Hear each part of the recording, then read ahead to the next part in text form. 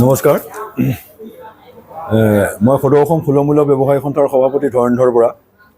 মই এটা বিশেষ কাৰণত অসম চৰকাৰ তথা খাদ্য আৰু অসামৰিক যোগান বিভাগক এই কথাটো অৱগত কৰিব বিচাৰিছোঁ। শিৱসাগৰ জিলাত এটা বিশেষ খেলিমেলি হৈছে। সেই খেলিমেলিটো হ'ল ই-পোষ্ট মেচিনত আমি চাউল, দালি, চেনি, নিমখ ডিষ্ট্ৰিবিউশ্যন কৰোঁ। এই ডিষ্ট্ৰিবিউশ্যনৰ ক্ষেত্ৰত আমাৰ দোকানীসকলে দালি, চেনি, নিমখ ডিষ্ট্ৰিবিউশ্যনৰ ই-পোষ্ট মেচিনত আমাৰ জিৰ' আছে, কিন্তু কমিশ্যনাৰ অফিচৰ পৰা যিটো লিষ্ট ওলাইছে বা যিটো কপি ওলাইছে তাত কিন্তু আমাৰ দোকানীসকলৰ ব্লেঞ্চ দেখাই দিছে, ষ্টক দেখাইছে। ই-পোষ্ট মেচিনত জিৰ', কমিশ্যনাৰৰ পৰা অফিচৰ পৰা অহা যিটো সেইটোত আমাৰ ষ্টক দেখাইছে। আৰু এনেকুৱা হৈছে কিছুমানৰ জিৰ' হৈ গৈছে কিন্তু তেওঁ তাত আকৌ ষ্টক দেখাইছে। গতিকে এই বিষয়টোৰ ওপৰত শিৱসাগৰ জিলা খাদ্য আৰু অসামৰিক যোগান বিভাগ, অসমৰ খাদ্য আৰু অসামৰিক যোগান বিভাগৰ বিষয়ববীয়াসকলক মই অনুৰোধ জনাওঁ, এই খেলিমেলিটো আপোনালোকে নিষ্পত্তি কৰিব লাগে। এনেকৈ হ'লে আমাৰ দোকানীসকলৰ বহুত অসুবিধা হ'ব, আৰু যিখিনি অসুবিধাৰ কাৰণে আমাৰ দোকানীসকলে এতিয়া দিনে ৰাতিয়ে চিন্তাৰ বিষয়ে পৰিছে, আৰু তেওঁলোকে অলৰেডি পইচা ভৰিবলগীয়া হৈছে। চৰকাৰে এটা নিৰ্দেশ উলিয়াই দিলে যে ষ্টক থকাৰো পইচা দিব লাগিব, কিন্তু তেওঁলোকে অলৰেডি ষ্টক নাই, নীল হৈ আছে। নীল থকাৰ পিছতো তেওঁলোকৰ আকৌ 15 পেকেট, কাৰোবাৰ 10 পেকেট, কাৰোবাৰ 5 পেকেট, এইবিলাকৰ মানে তেওঁলোকে ওপৰঞ্চি পইচা চৰকাৰক ধৰিবলগীয়া হৈছে। আৰু যিবিলাকৰ ষ্টক আছে তেওঁলোকৰ আকৌ জিৰ' হৈ আছে, যিবিলাকৰ ষ্টক আছে তেওঁলোকৰ আকৌ জিৰ' হৈ আছে। গতিকে মই কমিশ্যনাৰ অফিচ তথা শিৱসাগৰ জিলাৰ খাদ্য অসামৰিক যোগান বিভাগক এই বিষয়টোৰ ওপৰত অতি সোনকালে তদন্ত কৰি উচিত বিচাৰ ল'বৰ কাৰণে মই অনুৰোধ জনাইছোঁ। আৰু যিসকলে ওপৰঞ্চি পইচা ভৰিছে তেওঁলোকৰ পইচাখিনি ঘূৰাই দিব লাগে। সেয়ে মই আপোনালোকৰ জৰিয়তে এই বাৰ্তাটো প্ৰেৰণ কৰিছোঁ। আজি আমি প্ৰেছ মিট পাতিলোঁ। আমাৰ এজন সতীৰ্থ ইয়াত এই কাৰণেই মৃত্যুবৰণ কৰিবলগীয়া হ'ল।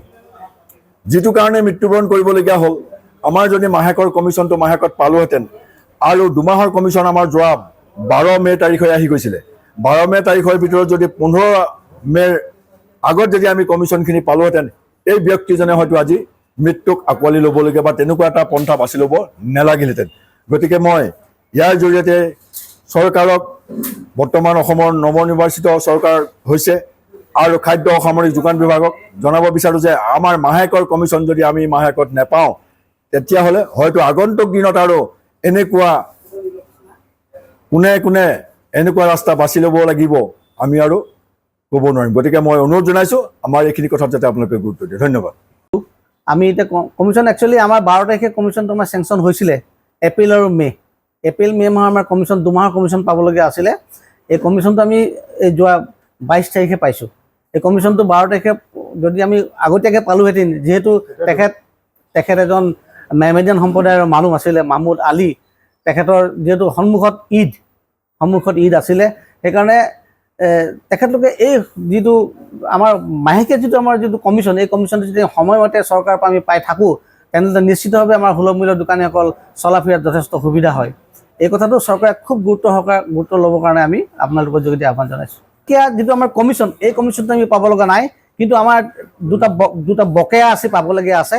এই বকেয়াৰ সন্দৰ্ভত আমি ইতিমধ্যে মহামান্য উচ্চ ন্যায়ালয়ৰ ওচৰত আমি দুটা গোচৰ তৰিছোঁ যে আমাৰ প্ৰায় 372 কোটি টকা অসম চৰকাৰৰ পৰা পাব লগা আছে।